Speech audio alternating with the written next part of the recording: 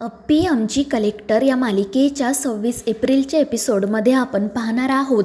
रुपाली आणि स्वप्नील घर सोडून जाण्यासाठी निघालेले असतात आणि ते बघून रुक्मिणी, सरकार आणि अप्पी तर खूपच घाबरतात. ते तिघेही जण स्वप्नील रुपालीला समजावत त्यांना थांबण्याचा आग्रह करत असतात. मात्र ते दोघे जण काही ऐकत नाही. ते म्हणत असतात की या घराला घर तरी कसं म्हणायचं. सरकारांनी आत्तापर्यंत ज्या काही चुका केल्या त्या आम्ही पोटात घातल्या, पण यापुढे आम्ही असं करणार नाही. ते दोघे जण रुक्मिणीला सुद्धा दोष देतात आणि त्यामुळे रुक्मिणीला खूप वाईट वाटतं.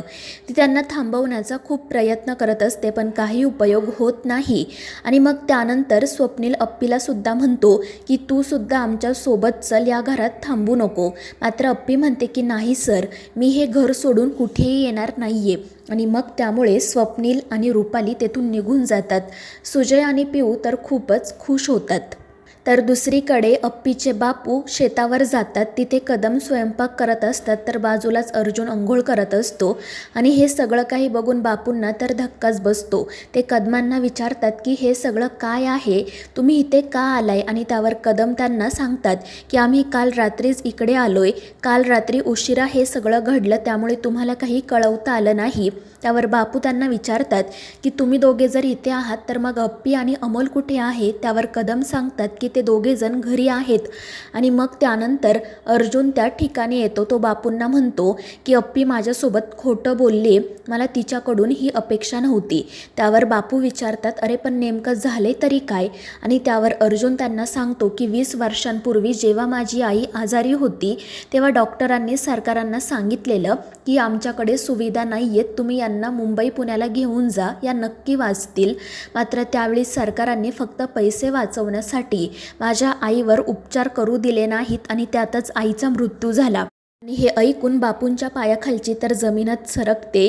तर अर्जुन त्यांना सांगत असतो की हे सगळं अप्पीला सुद्धा माहीत होतं, मात्र तिने माझ्यापासून लपवलं. आणि इतकंच नाही तर तिने सरकारांची बाजू घेतली, ती त्याच घरात थांबली. तर कदम म्हणत असतात की अप्पीला असं वाटतंय की सरकारांकडून जी चूक घडली आहे त्याबद्दल त्यांना माफ करावं. त्यावर बापू अप्पीची बाजू घेत म्हणतात की अप्पी कधीच असं करणार नाही, तुमचा नक्कीच काहीतरी गैरसमज झालाय. पण अर्जुन काही ऐकून घ्यायला तयारच नसतो. तो म्हणत असतो की बापू आजपर्यंत मलाही असं वाटत होतं की अप्पी माझी आहे, ती माझ्याशी कधीच खोटं बोलणार नाही. मात्र अप्पीने काल तो गैरसमज पुसून टाकला, ती माझ्याशी खोटं बोलली. त्यावर बापू म्हणतात अरे पण तुम्हा दोघांच्या भांडणामध्ये त्या अमोलच्या भवितव्याचं काय होईल, तुम्ही त्याचा विचार केलाय की नाही. त्यावर अर्जुन म्हणतो की मी अप्पीशी बोलण्याचा प्रयत्न केला, पण ती ते घर सोडायला तयार नाही. त्यामुळे मग आता मलाही काही बोलायचं नाही. आता यापुढे माझा आणि तिचा काही संबंध नसेल. आम्हा दोघांना एकत्र ठेवणारा फक्त एकच धागा आहे, अमोल. आणि ते ऐकून बापू तर पूर्णपणे खचूनच जातात. ते म्हणत असतात की माझ्या डोळ्यांसमोर माझ्या मुलीचा संसार मोडताना मी कसं बघू, आता यावर काय मार्ग काढू. तर कदम त्यांना म्हणत असतात की मला तर काही कळत नाहीये. आणि मग अर्जुनही रागातच तेथून निघून जातो. त्याचवेळी मग स्वप्नील आणि रुपाली त्या ठिकाणी येतात आणि त्यांना बघून सगळ्यांनाच आश्चर्य वाटते. अर्जुन आणि कदम त्यांना विचारत असतात की तुम्ही इथे कसे. आणि त्यावर रुपाली म्हणते की आम्ही जे काल करायला हवं होतं ते आज केलंय. तर स्वप्नील त्यांना सांगतो की अर्जुन आम्ही ते घर सोडून आलोय. आणि ते ऐकून सगळ्यांनाच धक्का बसतो. स्वप्नील म्हणत असतो की त्या घराला घर तरी कसं म्हणावं तेच कळत नाही, त्या घरात राहण्याची आमची इच्छा नव्हती. खरं तर मी हे पाऊल कधीच उचलणार होतो, मात्र रुपालीने आत्तापर्यंत मला थांबवलं. पण काल जे काही घडलं ना, त्यानंतर त्या घरात राहण्याची आम्हा दोघांचीही इच्छा नाही. आणि मग तो अर्जुनला विचारतो की आम्ही इथे राहिलो तर चालेल ना. त्यावर अर्जुन म्हणतो की हो दादा, तुम्ही दोघेजण माझ्यासाठी इथे आलात, ही माझ्यासाठी खूप मोठी गोष्ट आहे. जे माझ्या बायकोला जमलं नाही ते तुम्ही दोघांनी करून दाखवलं. आणि त्याचं ते बोलणं ऐकून बापूंना खूप वाईट वाटतं. तर अर्जुन म्हणत असतो की बापू तुम्ही काळजी करू नका, अप्पी आणि माझ्यामध्ये आता कोणतेही संबंध नसले ना तरी माझ्या आणि तुमचे संबंध कधीच बिघडणार नाही. आणि मग त्यानंतर तो स्वप्नील आणि रुपालीची बॅग घेऊन घरात जातो. तर बापू पूर्णपणे खचून जातात. दुसरीकडे अप्पी तिच्या आईला भेटण्यासाठी गेलेली असते. ती आईला आणि दीप्याला घडलेला सगळा प्रकार सांगते आणि तितक्यात बापूसुद्धा शेतावरून घरी येतात.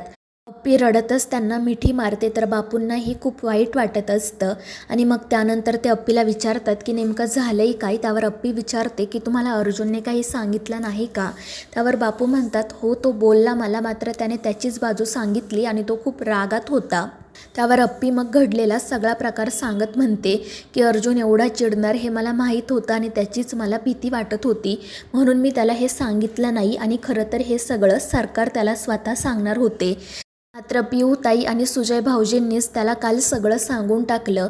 त्यावर बापू म्हणतात पण सरकारांना तरी असं करायची काय गरज होती. त्यावर अप्पी म्हणते की बापू त्यांचं चुकलंय हे मान्य आहे मला, पण आता त्यांना त्यांची चूक कळली आहे ना, आपण त्यांना माफ करायला नको का. आणि ती तिच्या आईलासुद्धा म्हणत असते की आई काही झालं तरी मी ते घर सोडणार नाही, कारण ते आमचं घर आहे, मी ते घर तोडण्याचं पाप करणार नाही. आणि अप्पीचं ते बोलणं आईलासुद्धा पटतं.